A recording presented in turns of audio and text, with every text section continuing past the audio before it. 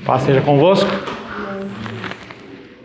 Alguns tiveram compromissos, outros dormiram até mais tarde. A cama está convidativa a ficar deitado. Mas eu louvo a Deus pela sua vida que abriu mão de mais umas horinhas de descanso para estar na casa do Senhor. A vida cristã é algo interessante, porque diferente do que nós vemos no mundo secular, as pessoas elas estão acostumadas a plantar e colher e muitas vezes verem as suas colheitas. E o que acontece é que no mundo cristão nem sempre isso acontece dentro dos nossos olhos carnais. E aí muitos eles recebem a palavra do Senhor, mas eles começam a achar outras ocupações, se preocupam com outras coisas. Nos evangelhos há pelo menos duas citações, uma delas é que um rei ele convida as pessoas para um grande banquete. E pessoas com outras ocupações dizem, eu vou casar, ou eu casei, e não tem nada de mal em casar, comprei uma casa, comprei isso, comprei aquilo. Mas, na verdade, a gente tem que aprender a dar prioridade às coisas que merecem prioridade. Mesmo que elas não sejam visíveis aos nossos olhos, como as coisas cristãs o são. Temos que entender que todas as religiões, elas são pautadas em coisas que você segura, que você pode tocar. As nossas são pautadas em milagres. Quando falamos em dilúvio, quando falamos em concepção virginal de Maria, quando falamos na construção desse mundo, tudo isso é algo sobrenatural. Então nós temos que viver pela fé, acreditando que o Senhor ele está conosco, tá? Eu fico contente com você que está aqui, mas me entristeço porque as pessoas elas não dão o valor devido ao tempo, às coisas do Senhor. E haverá o tempo em que não haverá mais tempo. Também a parábola das virgens nécias diz que as mulheres chegaram e elas não tinham azeite, elas não tinham relacionamento, não tinham comunhão com o Senhor. E elas ficaram de fora. Então, quando eu vejo uma igreja com muitas pessoas que deveriam estar aqui e não estão, desculpas todas podem ser dadas, mas naquele dia o Senhor ele vai cobrar esta coisa, esse tempo que nós temos demandado, e vai ser um preço bem amargo. Mas para você que está aqui, eu quero saudar você com a paz do nosso Senhor Jesus Cristo.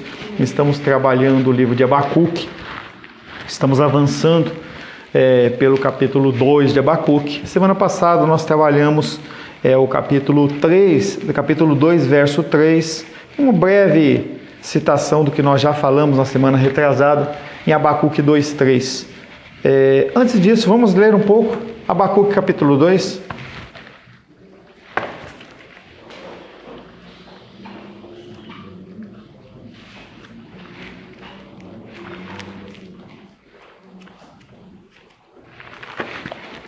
Cadê Abacuque? Abacuque capítulo 2, apenas os 5 primeiros versículos. Abacuque se ajuda você, ele está depois de Naum e antes de Sofonias. Assim diz a palavra de Deus, Abacuque capítulo 2, verso 1 em diante. Por-me-ei na minha torre de vigia, colocar-me-ei sobre a fortaleza e vigiarei para ver o que Deus me dirá. E que resposta eu terei à minha queixa? O Senhor me respondeu e disse, escreve a visão, grava sob tábuas, para que a possa ler até quem passa correndo. Porque a visão ainda está para cumprir-se no tempo determinado, mas se apressa para o fim e não falhará. Se tardar, espera-o, porque certamente virá, não tardará. Eis o soberbo, sua alma não é reta nele, mas o justo viverá pela fé. Assim como o vinho é enganoso, tampouco permanece o arrogante, cuja gananciosa boca se escancara como o sepulcro e é como a morte, que não se farta. Ele ajunta para si todas as nações e congrega todos os povos. Não levantarão, pois, todos estes contra ele um provérbio, um dito zombador? Dirão, ai daquele que acumula o que não é seu, e daquele que a si mesmo se carrega de penhores. Palavra de Deus. Amém? E Abacuque capítulo 2, verso 3, ele vem falando que a visão do Senhor, ela tem um tempo determinado. As coisas de Deus, elas são determinadas. As coisas de Deus não são coisas que acontecem aleatoriamente ou de uma forma que você pode mudar, pode transformar ou que pode acontecer fora dos controles e dos desígnios do Senhor. Pode descer. Tá? As coisas do Senhor, elas são muito preciosas e elas têm o seu tempo determinado. E o tempo determinado do Senhor, ele não muda. Que foi no rosto? Mordeu? Se mordeu aí? As pessoas elas acham que a palavra de Deus ela pode acontecer ou não acontecer, mas isso não é verdade. E Deus fala para o profeta que a visão que haveria de se cumprir, ela vai acontecer no tempo determinado do Senhor. E ele fala, espera, porque ela virá. O juízo do Senhor, ele vai ocorrer. As coisas que vêm prometidas da palavra de Deus sobre as nossas vidas, elas vão ocorrer. Sua realização aguarda eventos que ainda estão no futuro. É aquilo que Deus está falando através desse versículo. É toda uma construção de uma coxa de retalhos, que as coisas elas têm que estar prontas. Falamos também que Abacuque ele teve de enfrentar os seus dias a devastação do povo de Deus. Independente da intercessão de Abacuque, a destruição iria ocorrer. Mas mesmo com essa destruição, o Senhor iria restaurar, porque não há nada impossível para Deus. Somente no fim, a esperança de Deus seria satisfeita. E Deus finaliza falando, espera, porque vai acontecer. Abacuque capítulo 2, verso 4, nós começamos. E aí o Senhor vai apresentar a pessoa do soberbo. E ele fala, eis o soberbo. Abacuque ouve de Deus falando assim, olha, essas pessoas que estão vindo são soberbas. A sua alma não é reta neles. Mas o justo viverá pela fé. E ele mostra, de um lado, o ímpio, e do outro lado, aquele que é justo. Falamos que o soberbo ele não pode ser reto, porque ele se alicerça nele. Aquele que é soberbo, ele olha para as preposições, para as instruções do Senhor, ou instruções de pessoas e fala assim, eu não quero. Isso acontece muito dentro do conceito de adolescência e juventude, que são palavras que nós, na nossa cultura ocidental, inventamos, porque na Bíblia não existe jovens, não existe adolescentes. Ou você é criança e você trata de assuntos de criança, ou você é adulto e você trata de assuntos de adulto. E aí a sociedade cria a adolescência e ainda dá o nome de aborrecência, como se eles pudessem ter esse direito de fazer o que querem e não têm esse direito. Porque nós permitimos, nós deixamos que a coisa aconteça. O jovem, ele age muito numa ação soberba, pensando que ele sabe tudo. Ele não leva em conta o que os outros mais antigos têm a dizer. E isso acontece também com adultos, quando se refere à palavra do Senhor. E o Deus fala, o soberbo ele não pode ser reto, porque ele acha que ele é a pedra, ele é o poço. Deus está falando, faça isso, e ele fala, não, eu vou fazer do meu jeito. E nós temos esse costume de questionar as coisas do Senhor. Lembra-se na semana passada, Números 14, 44, quando nós demos o contexto de que o povo de Israel recebeu um comando de Deus que não era para seguir numa batalha, e eles mesmo assim falam, não, agora nós vamos, e eles perdem. E eles se entristecem. É isso que acontece com aqueles que acham que podem seguir os seus próprios comandos. Mas o justo viverá pela fé. Então, primeiramente, ele apresenta a condição do soberbo, e nos versículos subsequentes ele vai falar um pouco mais sobre esse soberbo. Mas agora ele fala um pouquinho sobre esse justo, que vive pela fé. Fé não é algo que você enxerga, e tem vários tipos de fé. Tem a fé salvífica, tem a fé no sentido de esperança, que Deus ele vai cumprir a palavra dele nas nossas vidas. E talvez essa seja a mais difícil, porque trata de elementos naturais, trata de coisas temporais. Quando nós falamos de salvação, eu falo assim, não, eu sou salvo, vai acontecer. Mas quando fala da conta do dia que vai vencer, quando fala das coisas que são temporais, o nosso coração ele se abala. E esse texto vai falar disso. O justo viverá pela fé. Você está fazendo a sua parte? Você está cumprindo o que Deus coloca nos seus caminhos? E aí ele fala, viva pela fé. Você não está enxergando, mas acredite. O conceito de justiça no Antigo Testamento é ligado de forma inseparável à ideia de uma sentença judicial. Que apesar da gente ver o nosso sistema legal brasileiro, em que vai para um tribunal, e vai para outra instância, e vai para outra, chega um momento em que não tem mais recurso. E a partir daquele momento não tem mais nenhuma interposição a ser feita. Isso acontece muito nos Estados Unidos em caso de sentença de morte. A pessoa ela recebeu uma sentença de morte, vai por todos os recursos, até que chega num momento em que não há mais recurso a ser impetrado e a justiça ela se cumpre. O conceito de justiça na Bíblia, ele é baseado num sistema legal declarado pelo próprio Deus. E ele é a última instância. Quando ele define que uma coisa vai acontecer, ela acontece. Não há oração forte, não há nada que você possa querer ou fazer que vá interferir nessa decisão de Deus. Considerando a base da relação de Israel com Deus, como poderia ser de outro modo? Havia uma determinação de Deus que o povo de Israel era o povo de Deus. Como havia a determinação sobre o filho de Abraão, que ele seria o filho da promessa. Morte não poderia acabar com isso. Por isso que Abraão agiu como agiu. A nação está profundamente consciente do fato de que é um povo pactual, obrigado por um juramento solene com consequências de vida e morte, centradas na lei solenemente ditada pelo Senhor da Aliança. E essa lei não foi determinada pelo homem, mas foi determinada por Deus. É algo que eu e Rosângela aprendemos há uns 10, 15 dias atrás com um pastor, em que a gente se preocupa com os nossos filhos. A gente se preocupa com aqueles que nos estão próximos. E aí a palavra de Deus diz que se há um pacto, ele não quebra. Se há um pacto, ele não rompe. E esse pacto, ele vem descendo sanguineamente. Então, por mais que a minha filha ela não queira seguir os caminhos do Senhor, ela está aliançada através de mim. Não há conversa, porque o Senhor assim o determina. E isso é uma coisa que tem que trazer tranquilidade ao nosso coração. Né, Vânia? Nós temos que nos apoiar a isso, nos apegar a essas leis.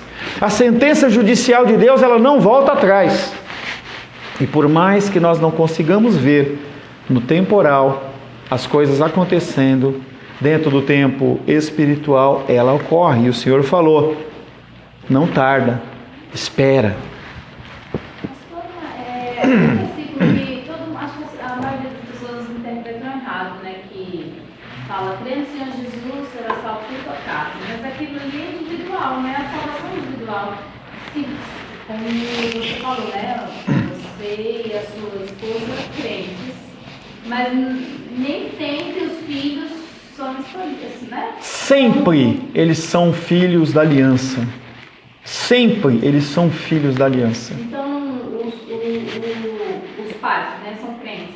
Então, os filhos realmente também estão aliançados. Em algum momento eles vão se converter. Se o pai e a mãe foram escolhidos de Deus, são eleitos de Deus verdadeiramente. Entenda que quando nós analisamos isso, nós não olhamos a conversão verdadeira da pessoa. E aí fala assim, eu aceitei Jesus, mas eu tenho uma vida pregressa, eu faço o que eu quero. Vai para o inferno o pai e o filho, a menos que o filho decida pelo Senhor. Agora, se os pais são verdadeiramente cristãos, não tem como. Porque o que acontece? Esse versículo que você citou, que está lá em Josué, deve ter, se não me engano tem uma outra ocorrência, mas em Josué ele aparece. O que acontece é, pela minha vida cristã, pelo meu testemunho, pelo testemunho da minha esposa, aqueles que estão debaixo da minha guarda não tem outra opção, porque eles estão seguindo o exemplo. Estão seguindo o exemplo. Fiquei extremamente contente ontem com a minha filha. Ela estava, até liguei para o André, eles tiveram bastante tarefa no livro de Filipenses. E aí ela veio com um questionário que se eu apresentasse para você, você ia chorar, porque o questionário foi forte. E aí a minha filha veio falar, papai, eu estou com uma dúvida numa pergunta. Eu falei, qual pergunta? No momento em que você vive uma vida cristã, você recebe sofrimento ou alegria? Eu falei, qual a resposta que você tem? Ela falou, sofrimento. Eu falei, por quê? Porque a partir do momento em que você começa a viver os planos e os caminhos do Senhor, as pessoas elas vão te perseguir, elas vão te rejeitar. Eu falei, você respondeu direito. E aí eu me alegrei com a minha filha. Então não há como uma família estruturada no Senhor, que viva a palavra do Senhor, ter a sua descendência maldita, não tem como. O que ocorre, voltando, é pais que não são cristãos ou são cristãos nominais, não dão exemplo aos seus filhos, e o que acontece é que a vida sai totalmente bagunçada. No Velho Testamento, quando uma pessoa servia ao Senhor, depois a próxima geração não servia ao Senhor, fazia o que era mal. Exceções. Exceções, a regra. Entenda que exceções, quando você lê um texto como a quantidade de reis que fazia bem ou era mal, fazia bem ou que era mal, você via, por exemplo, o neto de Manassés, que era Josias, que foi uma pessoa bendita, mas o pai foi maldito. Quem disse que Manassés ele era eleito? Quem disse? Não, mas que tem? Mas qual foi o relacionamento de Davi dentro da casa dele? Ele era uma pessoa que vivia segundo os caminhos do Senhor?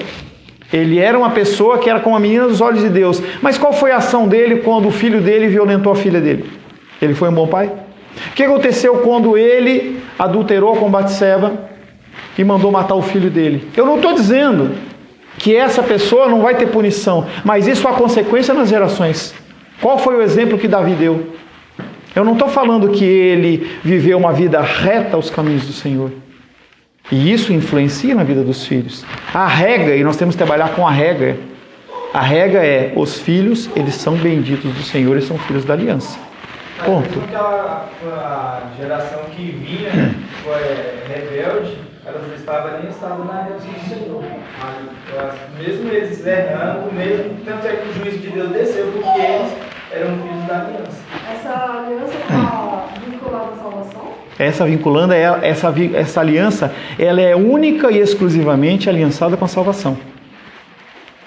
Ela não é aliançada com o sofrimento. O problema é que nós olhamos fotos. Então, vê o filho de Davi, tá? Como você citou.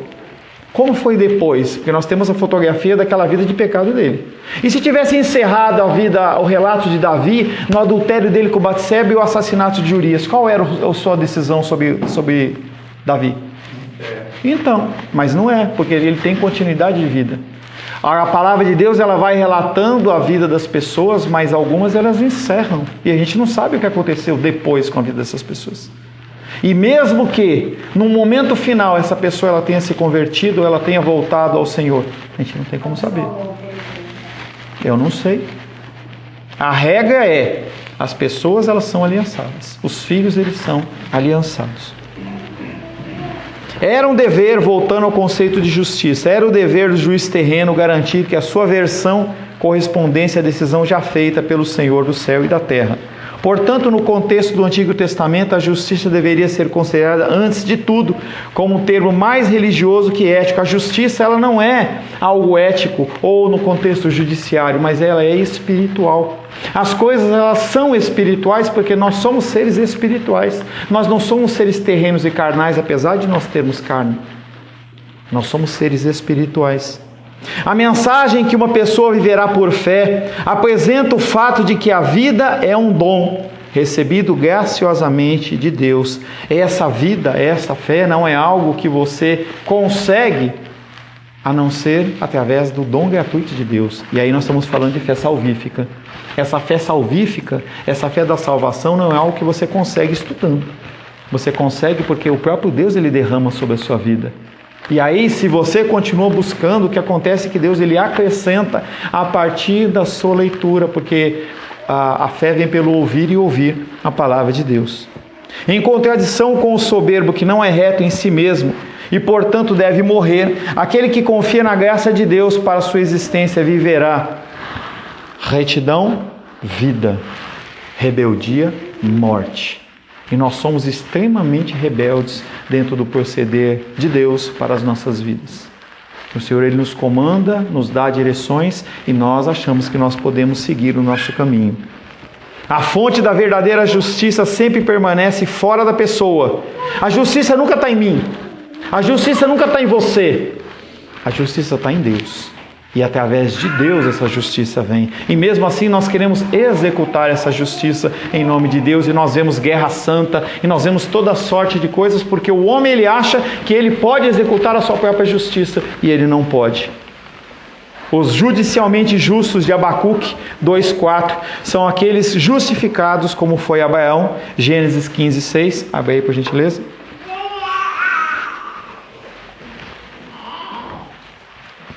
Gênesis o quê? Gênesis 15, verso 6.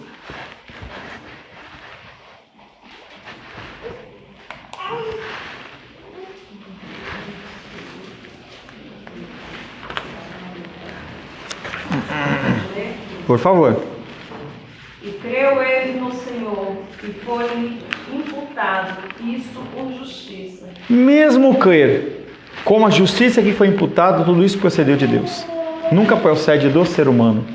O Senhor, Ele concede, você crê, e aí é colocado justiça sobre a sua vida. O justo viverá pela fé. Então descreve o modo pela qual a pessoa continuará a viver, e não o modo pela qual ela é justificada. É aquele conceito que a gente tem tratado constantemente. Nós fazemos o que fazemos como consequência daquilo que recebemos, e não para conceder algo. Isso é extremamente importante, porque enquanto as pessoas elas correm atrás de algo para conceder um favor de Deus, receber um favor de Deus, Deus fala, não, você vai fazer porque você já recebeu. Mesmo que nós não estejamos olhando, nós não conseguimos contemplar, o justo viverá pela fé. Deus falando, né? Misericórdia quer não sacrifício, né? A gente fica querendo fazer sacrifício, isso que você está falando, né? Fazendo sacrifício para compensar as coisas que Deus nos concede, né? Mas nós vivemos num sistema de compensação. É por isso que um cristianismo verdadeiro ele é tão difícil de ser vivido. Porque as pessoas elas acham que elas têm que fazer uma compensação. Como se você pudesse pagar por algo que é concedido de uma forma espiritual, e não há para isso. Por isso que quando Deus manda para pagar, Ele manda o próprio Filho dele. Não havia nenhum tipo de coisa que pudesse ser feita, que pudesse pagar o sacrifício de Cristo. A gente parece não acreditar. Não parece, a gente não acredita. Que Deus nos dispõe tantas coisas e aí a gente fica meio assim que precisa retribuir aquilo, né? E aí, entenda que essa retribuição, se ela é motivada pelo Senhor, amém. O problema é que não é. A motivação da nossa retribuição é de conseguir algo mais. Sempre é conseguir algo mais.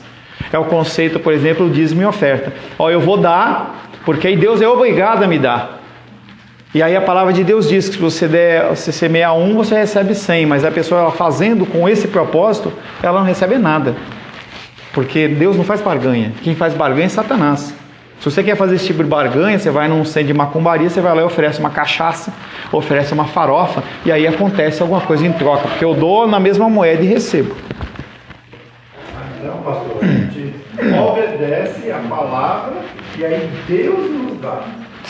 Graciosamente, mas não porque nós damos, não há contrapartida, não há uma obrigação sequer de Deus para fazer algo por nós a partir de algo que nós oferecemos, porque Ele é dono de tudo. Certo, mas então o raciocínio a gente tem que andar na linha de obediência. Sempre. E aí o mais é Ele que faz. Se Ele quiser conceder, amém. E se Ele não conceder, Ele vai continuar sendo Deus. E a gente continuar. A gente vê nos para-choques de caminhão essa frase e a gente não presta atenção.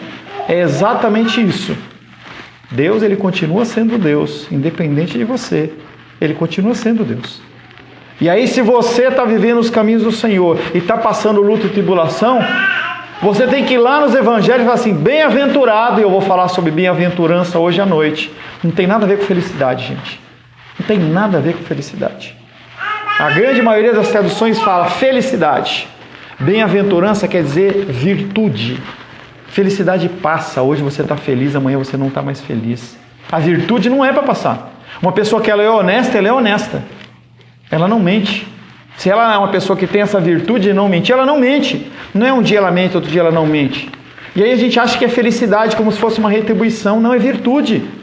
Virtuosos são aqueles que fazem isso. Não é felizes. Quando nós analisamos as bem-aventuranças, está lá. Bem-aventurado aquele que sofre, aquele que chora. Como é que você pode ser feliz por sofrer?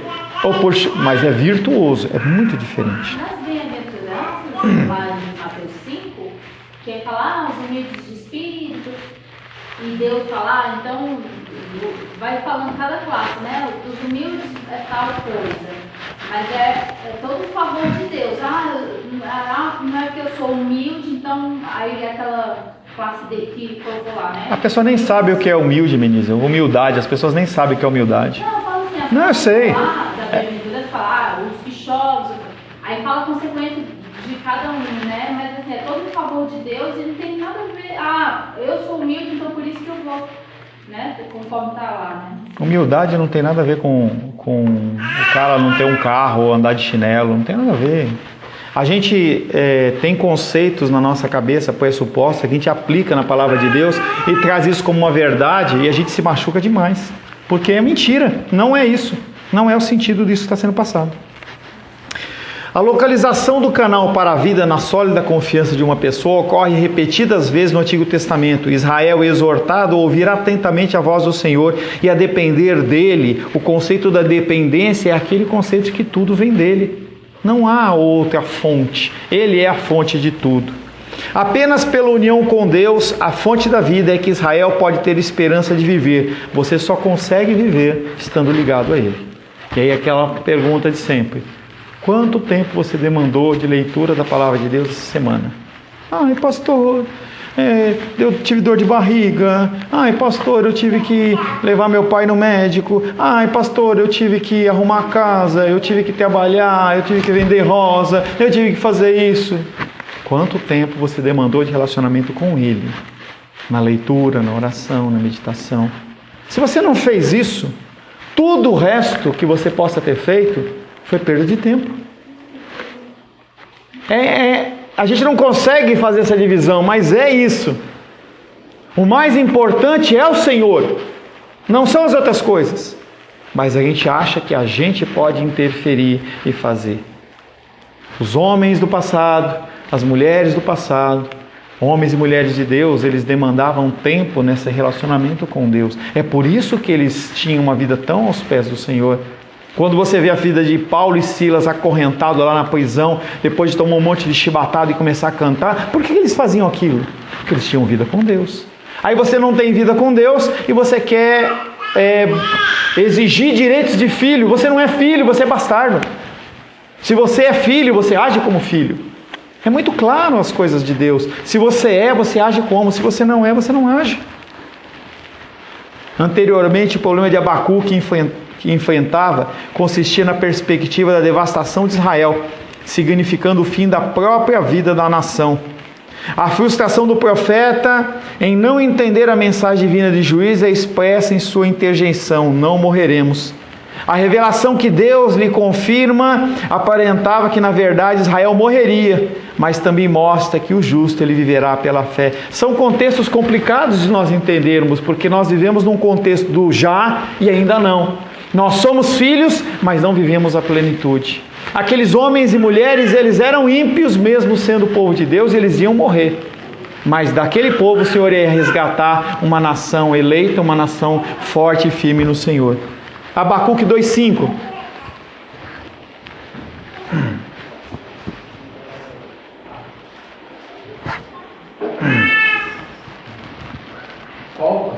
Abacuque capítulo 2, verso 5. Assim como o vinho é enganoso, tão pouco permanece o arrogante. E aí ele começa fazendo uma comparação. Assim como o vinho é enganoso, tão pouco permanece o arrogante. Ele vai dar agora, começar a falar um pouco mais desse soberbo, desse arrogante, achando que ele que manda. Cuja gananciosa boca se escancara como sepulcro, como a sepultura, e é como a morte que não se farta. Ele ajunta para si todas as nações e congrega todos os povos. E aí ele começa a falar um pouco especificamente desse povo babilônico. Quem é esse povo babilônico? Ele é enganoso, ele é um povo que ele escancara sua boca como sepulcro, como a morte. E ele gosta de juntar as nações para submeter a ele. As perguntas complexas de Abacuque, logo no início de Abacuque capítulo 1, sobre a destruição iminente de Israel, suscitaram a visão escatológica de Deus, o que iria acontecer no futuro. Deus começa a falar já não de presente, ele começa a falar de futuro. O que vai acontecer com esse povo babilônico no momento pós a ação de Deus, eles vão continuar fazendo o que eles querem? As perguntas complexas de Abacuque sobre a destruição iminente de Israel suscitaram a visão escatológica de Deus, que confirma a Abacuque a realidade dessa tensão da qual o profeta irá viver. Vai sofrer, o povo vai morrer. A mesma pergunta que a minha filha fez, eu respondo para você. A sua vida, ela não é uma vida que é pautada em alegrias, sua vida é pautada em sofrimentos. O Senhor lhe dá alívios de alegria no meio da sua vida para você suportar, carregar a sua cruz. E não é uma cultura masoquista que eu gosto de sofrer e não falo para ninguém sofrer. Não é isso, mas é a realidade. O mundo aqui na terra, ele é difícil. Ele não é fácil. E quanto mais rápido você entender isso, menos você vai sofrer de angústia, ansiedade e preocupação. Porque a realidade é essa que você vive. Eu acho que o crente, conforme no início da conversa, ele pode não entender no início, mas com o tempo, você vai passando as lutas, você vai vendo que o crente é feliz e vai aprendendo a ser feliz nas lutas, vai aprendendo a louvar, adorar, mesmo em meio às lutas ele se sente feliz, né? Essa questão de Paulo e Silas, a gente vai aprendendo esse comportamento também, né? Essa forma de viver de Paulo e Silas, que vamos aprendendo a ver Deus, a louvar, adorar, sentir feliz nos momentos de sofrimento. Parece meio contraditório, mas... Entendendo sempre que cristão não é cristão nominal.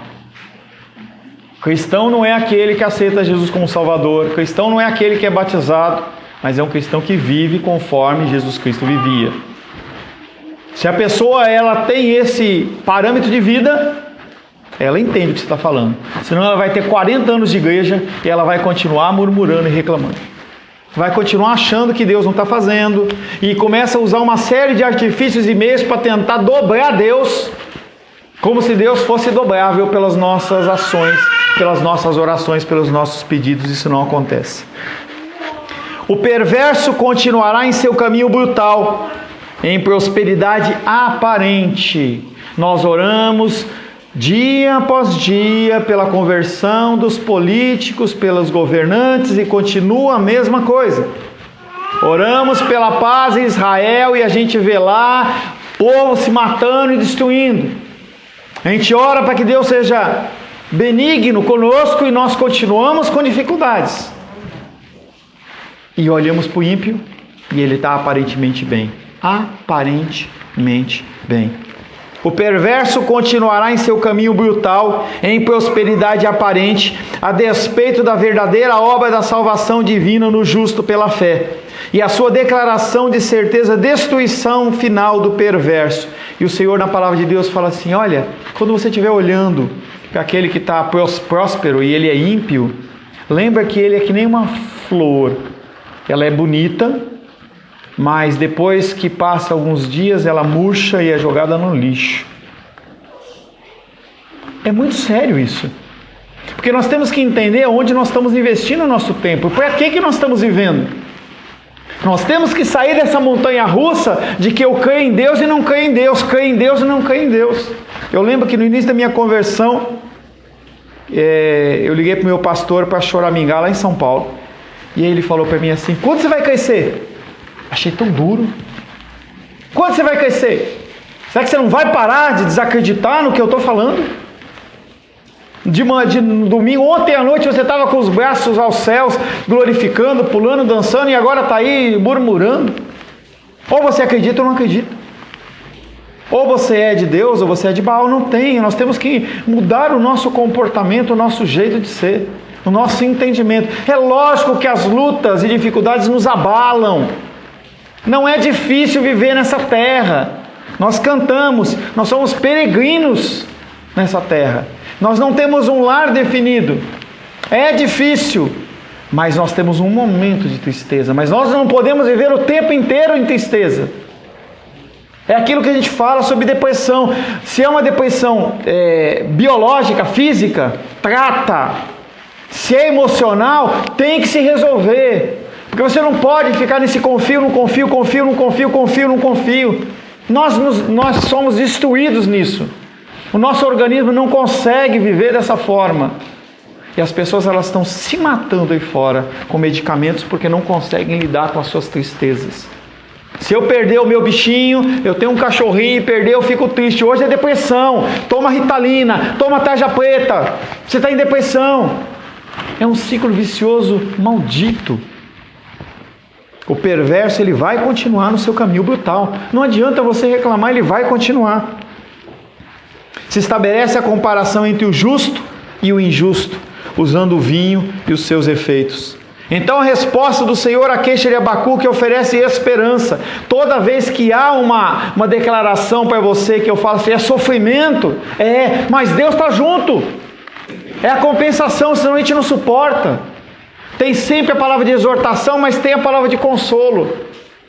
Deus vem falar, vou destruir, mas eu levanto um povo forte.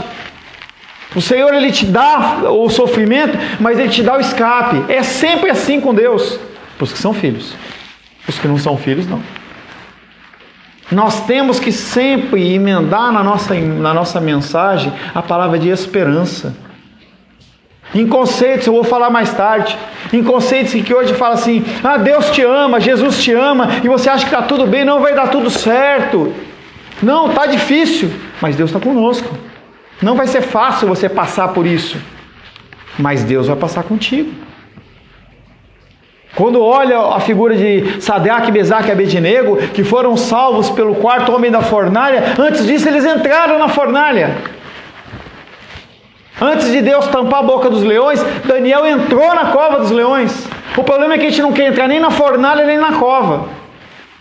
E isso não vai acontecer. Nós vamos entrar. Vai acontecer. Nós temos que ser moldados. É o nosso tempo de ser moldado na terra. Por mais que a gente não queira. Quando nós somos repreendidos pelo Senhor, é porque Ele nos ama. Não é fácil, mas é a realidade. E a gente vê na história de Israel, né, tem até um salmo falando que como relata assim, né? O povo de Israel que enviava se desviava, tudo, se afastava. E aí quando começava o sofrimento, ele recorria a Deus e Deus voltava ou reclamou. Porque Ele é rico em misericórdia. Ele sempre ouve.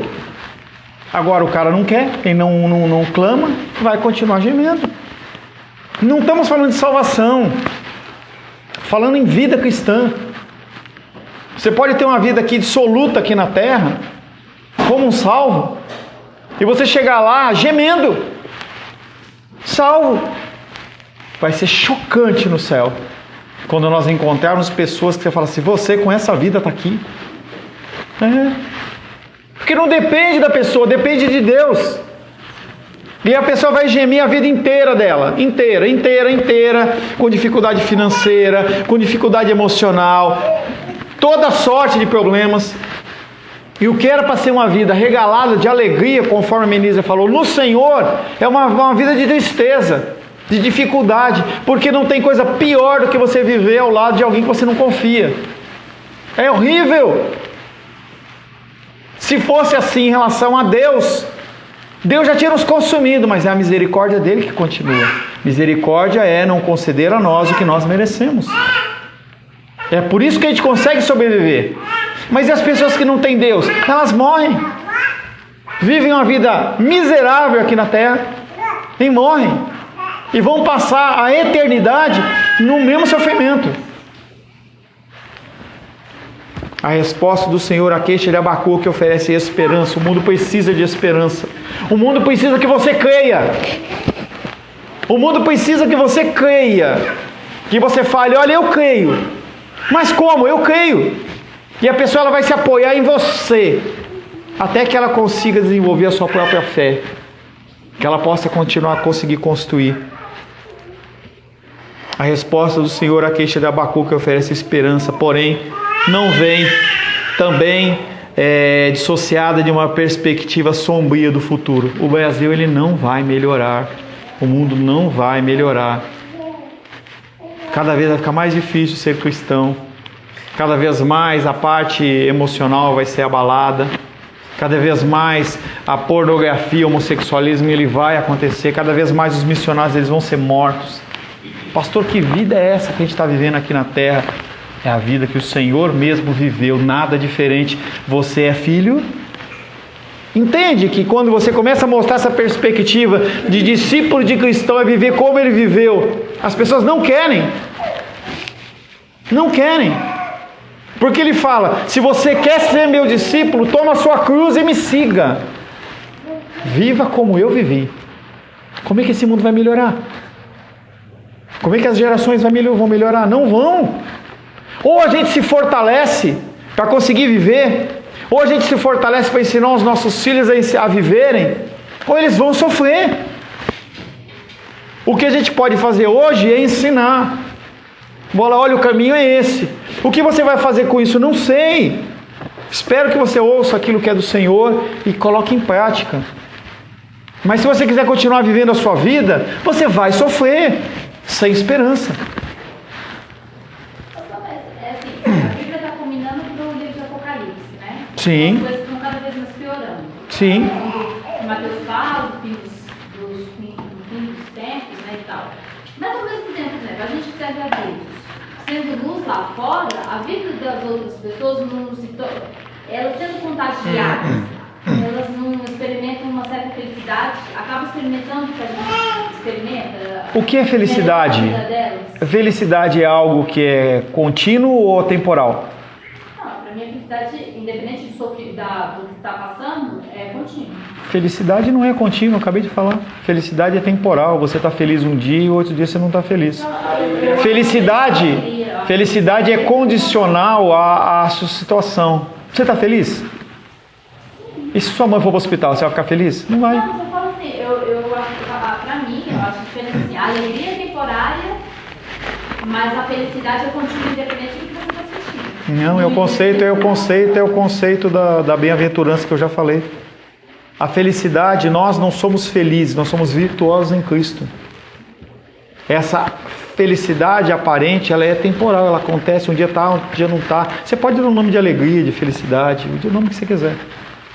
As pessoas que estão próximas de nós, e você vive dessa forma, o que acontece é que elas são realmente contagiadas, mas são temporalmente. Porque se elas não seguirem os caminhos do Senhor e não viverem aquilo, elas mesmas, aquilo se perde. É o que acontece nas ministrações das igrejas. Eu venho e falo de coisas, Deus é contigo, você é vitorioso, eu vejo um anjo. E na segunda, se você não entendeu, você vai continuar sofrendo. Nós temos que ser luz na terra. O que é ser luz na terra? O que é ser sal na terra? É ser como Cristo, em que as pessoas olham para você, você está passando por isso e continua vivendo isso? Você continua fiel a isso? É só ler história cristã, você vai ver as pessoas sendo jogadas para os leões na arena e as pessoas cantavam hinos de louvores, sendo despedaçado pelos leões. Isso não é felicidade, isso é virtude. É transformação interna, é fé no coração. E nós temos que trazer essa esperança para as pessoas, porque as pessoas não têm esperança. O que pode mover você a não ir para a igreja num domingo? Apenas a ação da misericórdia. Mas eu tenho um caso a resolver. Eu tenho... Não. Negativo. Nada. Já falei para os dois. Se a venda de rosas sábado à noite está atrapalhando, tem que procurar alguma coisa. Alguma saída. Porque não é possível entender um Deus que está impondo sobre a vida de um cristão um trabalho que vai impedir com que ele desfrute do Senhor no dia do Senhor. Trabalho no dia do Senhor, esquece. Ao ferir lucro, esquece. Pastor, e as padarias? Gente, está errado. Como é que a gente viveu? Como o povo de Israel viveu. Será que você não podia comprar o pão um dia antes e guardar lá no freezer ou comer um pão amanhecido? Quem vai morrer por causa disso? Você entende? O Senhor ele não vai impor a você situações que te leve a pecar contra Ele. Mas pastor, e como é que fica o policial? Como fica? É outra condição. Ele vai adorar o Senhor num dia diferente. Quando eu falo domingo, eu falo o dia do Senhor. Um dia que você separa, fala, esse dia é um dia que eu vou louvar e adorar o meu Deus. Vai ser numa terça? Na terça. É numa segunda? É na quinta. Amém. Separe um dia para isso. Isso é importância. E nós temos que levar essa esperança para o povo, porque o povo está padecendo, ele está morrendo. As igrejas se multiplicam, a bancada evangélica, olha, a esposa do presidente é cristã e ela é piedosa. Constrói o seu cristianismo, não depende disso não. A bancada evangélica está tomando poder, tá nada. Pode pôr tudo evangélico lá, não vai mudar nada. O justo viverá pela fé, pelo que não está enxergando. Não é fácil viver neste mundo. Se você não tiver aparelhado com as armas do Senhor, você padece. Você padece. Seu marido, a sua esposa, seu namorado, a sua namorada, seu filho, sua filha, seu tio, sua tia, seu pai, sua mãe. Todo mundo padece. Porque você não está aparelhado com as armas do Senhor. Nós precisamos nos aparelhar. Abacuque, nesses textos, ele estava apavorado. Mesmo tendo contato com Deus, mesmo sabendo das coisas divinas de Deus, até que o coração dele começa. Depois desse discurso, quando a gente entrar em Abacuque 3, você vai ver o coração dele, um outro coração, que é o coração que tem que ter o nosso. Nós temos que começar a fazer a nossa parte, se preocupar com uma certa... antes, antecipar, mas quando a coisa acontece, a gente tem que descansar em Deus, senão a gente morre. Que é o que está acontecendo com o mundo. O mundo está morrendo. O mundo está morrendo, porque as pessoas não têm fé, não têm esperança. Conforme nós lemos, eles confiam nele. Se você confiar em você, já era. Se eu for confiar na minha vida, na vida de vocês, eu estou perdido. Porque nós somos volúveis. Seres humanos são volúveis. Hoje eu quero ficar com você, hoje eu não quero. Hoje eu te amo, hoje eu não te amo. É assim que é o ser humano. E não adianta querer discutir, porque o ser humano era assim lá em Caim e Abel. E o último ser humano que antes da trombeta tocar, ele vai continuar sendo assim. Nós podemos apoiar apenas em Deus. Maldito o homem que confia no homem. E o confiar é depositar a sua confiança. Tá? Amém, queridos? Esse negócio do Brasil que você está falando, algumas décadas para cá, a quantidade de evangélicos no Brasil, se realmente todos fizessem a diferença, a situação estaria diferente. Claro, mudou nada, só piorou. Senhor, em nome de Jesus, agradecemos a Ti, porque o Senhor nos concede o sofrimento, mas também nos concede o alívio. O Senhor é aquele que levanta reis e derruba presidentes. O Senhor é aquele que estabelece a enfermidade e também que traz a cura, Senhor. Nos dá forças, Deus, para que nós possamos continuar caminhando dentro dos Teus caminhos, entendendo os Teus preceitos, as Tuas vontades, Pai. E nós possamos ser verdadeiros filhos e filhas em quem o Senhor tem prazer. Te louvamos, Pai, nesta manhã, Pai, em nome de Jesus. Amém.